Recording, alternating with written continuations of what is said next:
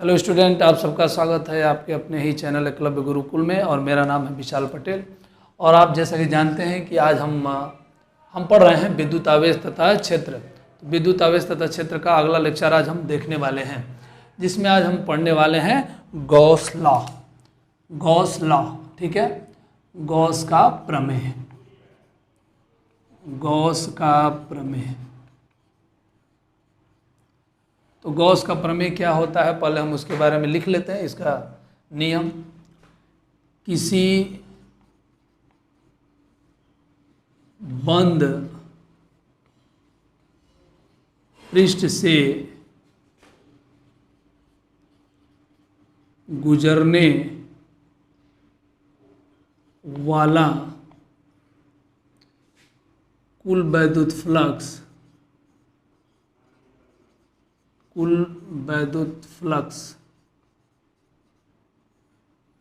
किसी बंद पृष्ठ से गुजरने वाला कुल वैद्युत फ्लक्स पृष्ठ से घिरे हुए कुल आवेश का 1/ε0 गुना होता है। ठीक है, किसी बंद पृष्ठ से गुजरने वाला कुल वैद्युत फ्लक्स पृष्ठ से घिरे हुए कुल आवेश का 1/ε0 गुना होता है। तो इसका मतलब जो फ्लक्स है वो फाई इनसाइड मतलब पृष्ठ के अंदर, फाई इनसाइड कितना होगा फ्लक्स? कुल कोई बंद ऐसे पृष्ठ है, इसके अंदर कोई आवेश है, प्लस क्यू मान लीजिए कोई आवेश है, तो इस पर इससे गुजरने वाला जो टोटल वैद्युत फ्लक्स होगा वो कितना होगा? ये क्यू बटा में ε0। फाई का एक दो फार्मूले आप पहले से भी पढ़ चुके हैं। फाई बराबर कितना होता है? ई डॉट डी ए चाहे ई डॉट डी ए। यदि ई डॉट ए लिखें तो ऐसे नॉर्मल हम लिखेंगे ई डॉट ए। यदि इसी को चाहें तो समाकलन में कर सकते हैं E dot D A. E dot D A कब होता है? जैसे मान लीजिए कि कोई ऐसे बड़ा पृष्ठ है, तो पूरा का हमें सरफेस एरिया नहीं मालूम है, तो एक छोटा सा हम पार्ट ले लेते हैं जिसका हम एरिया मान लेते हैं डी ए। यहाँ पे क्यू चार्ज है और इसकी वजह से इस पे इलेक्ट्रिक फील्ड कहाँ होगा? बाहर की ओर। और इस पे इसका एरिया वेक्टर किधर होगा? वो भी बाहर की ओर। तो यहाँ पे हम छोटे छोटे सभी पार्टों को जोड़ देते हैं तो टोटल हमारा फ्लक्स निकल जाता है। तो हमारे पास दो फार्मूले निकल के आते हैं। फाई बराबर क्यू बटा में ε0, फाई बराबर ई डॉट ए और ई डॉट डी ए। ये है गॉस का प्रमेय। गॉस का प्रमेय तो ये है कि किसी भी बंद पृष्ठ से टोटल कितना फ्लक्स गुजरता है? क्यू बटा ε0। अब इस वाले फार्मूले से जब भी निकालेंगे तो उसका मान क्यू बटा ε0 के बराबर ही निकलेगा। तो चलिए हम एक क्वेश्चन के थ्रू इसको समझते हैं।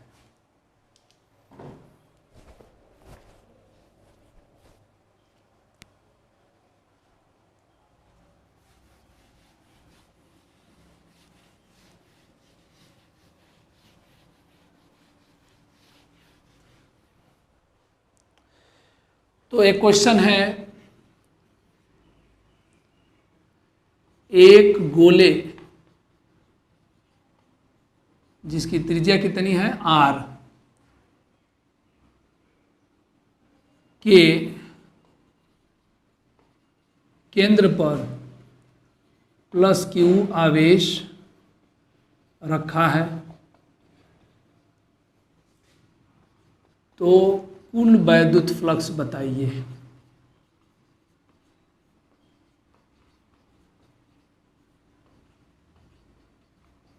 कुल वैद्युत फ्लक्स बताइए। चलिए इसको हम लोग सॉल्व कर लेते हैं। सॉल्व करेंगे तो यहाँ पे देखिए, एक हम स्फीयर ले लेते हैं, गोला। इसके केंद्र पे प्लस क्यू आवेश रखा है, इसके केंद्र पर प्लस क्यू आवेश रखा है। तो प्लस क्यू आवेश की वजह से इलेक्ट्रिक फील्ड कहाँ होती है? बाहर की ओर। तो यहाँ से इधर हम देखें तो इलेक्ट्रिक फील्ड बाहर की ओर, यहाँ से इधर देखें तो इलेक्ट्रिक फील्ड बाहर की ओर, यहाँ से इधर देखें तो ये भी इलेक्ट्रिक फील्ड बाहर की ओर, यहाँ से इधर देखें तो ये भी इलेक्ट्रिक फील्ड बाहर की ओर। क्लियर है? तो इलेक्ट्रिक फील्ड जहाँ भी देखेंगे हम, यहाँ भी देखेंगे तो इलेक्ट्रिक फील्ड बाहर की ओर, यहाँ भी देखेंगे, यहाँ भी देखेंगे, हर जगह इलेक्ट्रिक फील्ड क्या होगा? बाहर की ओर होगा। और यदि हम एरिया वेक्टर देखें तो चूंकि ये बहुत बड़ा पोर्शन हो गया तो एक छोटा सा पार्ट हम ले लेते हैं, हम लेते हैं यहाँ पे DA। इसका कितना एरिया? DA।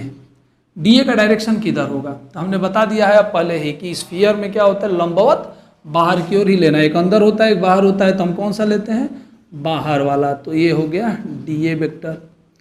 यहाँ भी यदि आप देखें तो यहाँ हो जाएगा DA वेक्टर। क्लियर है? यहाँ भी हो जाएगा DA वेक्टर, यहाँ भी इधर देखेंगे तो ये हो जाएगा DA वेक्टर, यहाँ भी आप देखेंगे तो DA वेक्टर। क्लियर है? तो DA वेक्टर सभी बाहर की ओर हो जाते हैं।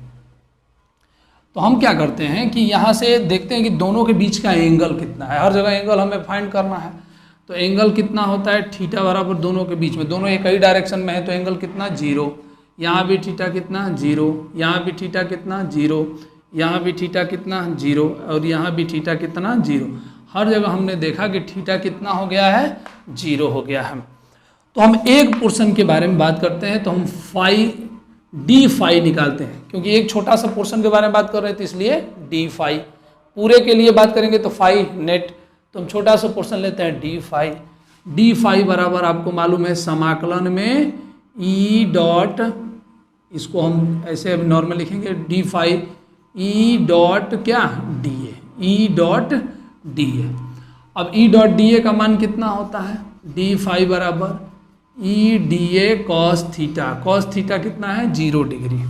थीटा का मान कितना है? 0 डिग्री।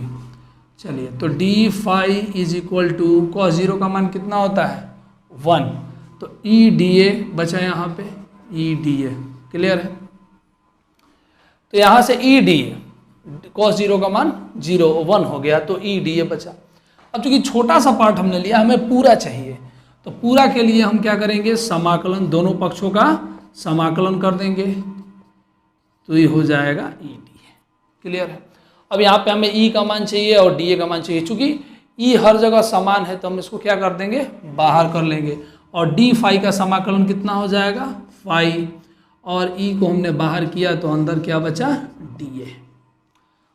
तो फाई बराबर ई का मान कितना होगा?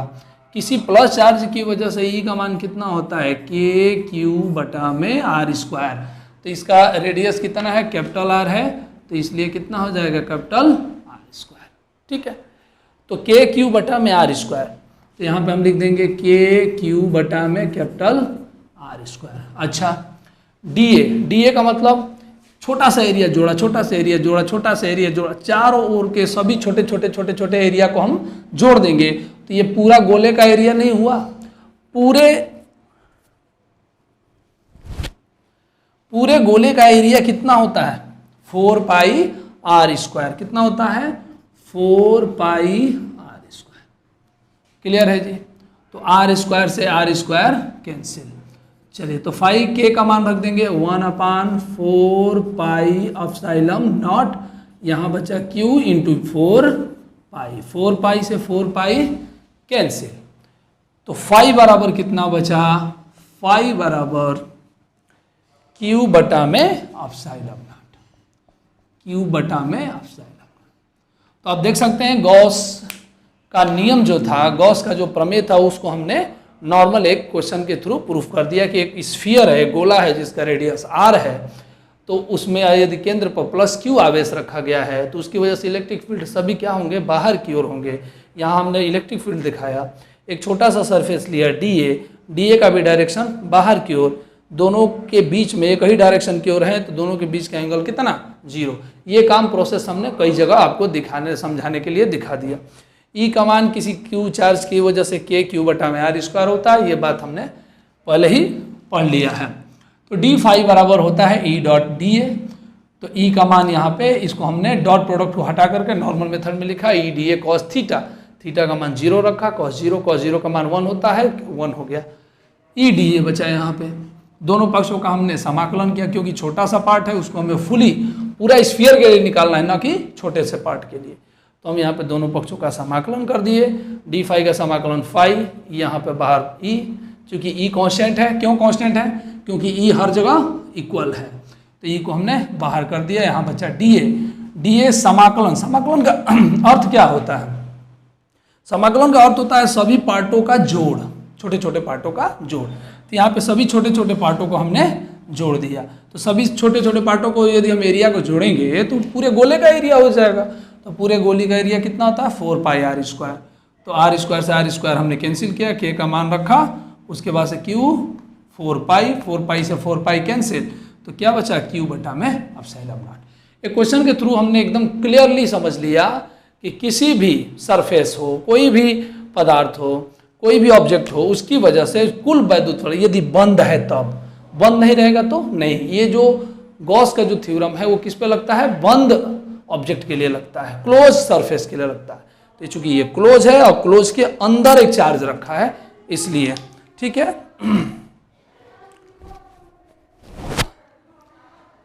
एक क्वेश्चन हम और थोड़ा शॉर्ट में देख लेते हैं।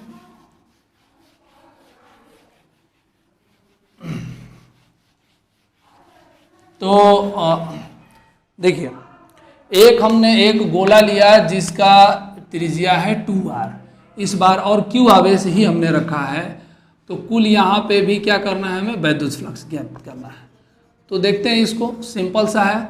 यहाँ पे एक गोला है जिसकी त्रिज्या है 2r, इस बार यहाँ पे प्लस q आवेश रखा है। सेम प्रोसेस, यहाँ पे e बाहर की ओर हो जाएगा, यहाँ बाहर dA हमने ले लिया एक एंगल। तो यहाँ पे आप देखेंगे तो डी फाई बराबर ई डॉट डी ए, और उसके बाद से ई डॉट डी ए, तो ई का मान यहाँ पे क्लियर हो गया। ई चूंकि कांस्टेंट है, ई डी ए, और दोनों के बीच थीटा कितना है? 0 डिग्री। तो कॉस 0, तो E D A cos 0, cos 0 का मान कितना होता है? 1, तो ई डी ए हो गया। तो ई का मान यहाँ पे कितना हो जाएगा? के क्यू बटा में 2r का स्क्वायर, 2r का स्क्वायर, ओके। उसके बाद से कांस्टेंट है और दोनों पक्षों का हम समाकलन कर देंगे तो ये हो जाएगा फाई। इसका समाकलन करेंगे तो डीए, डीए का पूरा ये सरफेस, सरफेस का कितना होता है? 4 पाई, और रेडियस का स्क्वायर अर्थात 2r का स्क्वायर। चलिए, तो 2r का स्क्वायर से 2r का स्क्वायर कैंसिल हो गया। यहाँ से k का मान हमने रखा, k का मान 1/4 पाई एप्सिलॉन नॉट, और यहाँ पे q और इंटू 4 पाई, 4 पाई से 4 पाई कैंसिल, फाई बराबर q बटा में एप्सिलॉन नॉट। यहाँ भी हमें मिला फाई बराबर q बटा में एप्सिलॉन नॉट।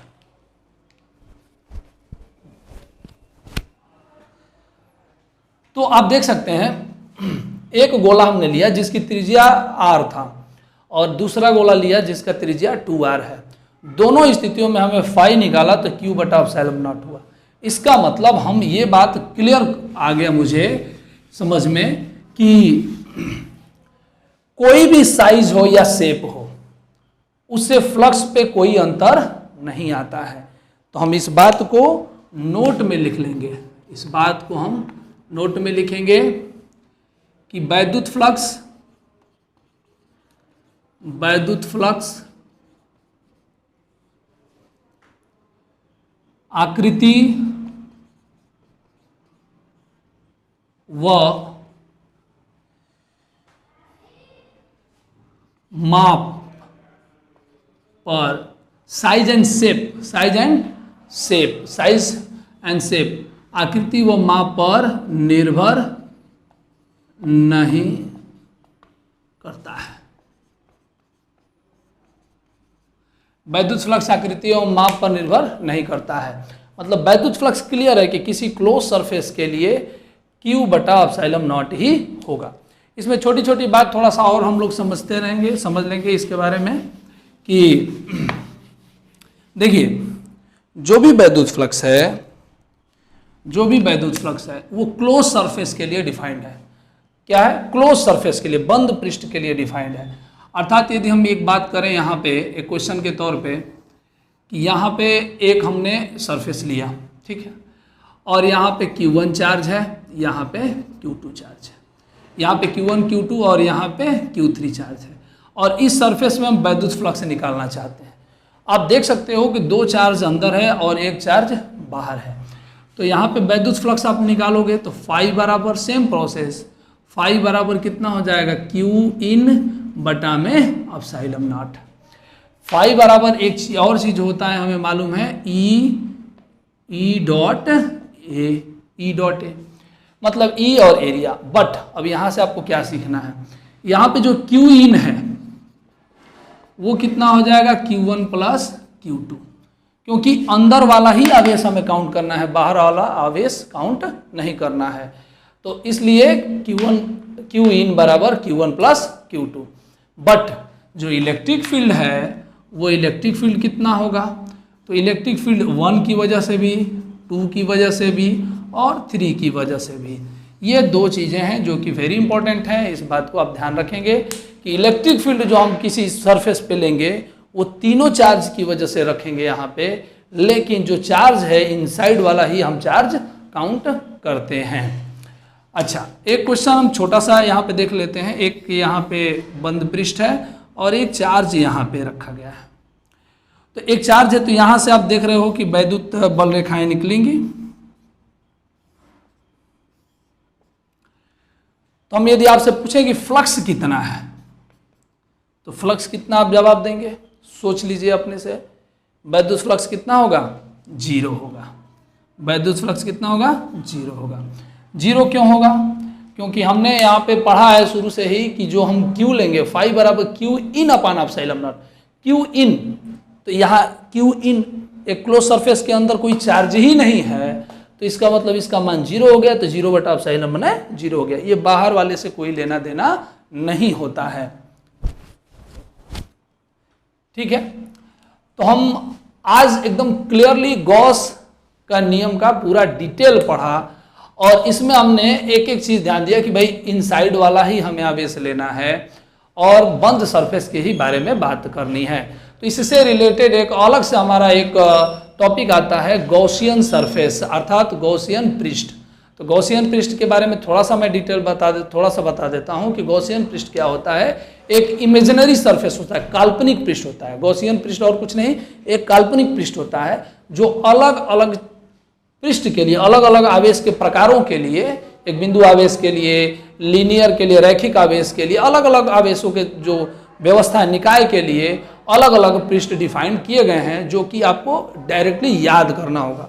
कभी स्फीयर बन जाएगा, कभी बेलन बन जाएगा, कभी शंकु बन जाएगा। इस तरीके से आपको क्लियर याद करना होगा, जो कि हम अगले लेक्चर में बात करेंगे। धन्यवाद।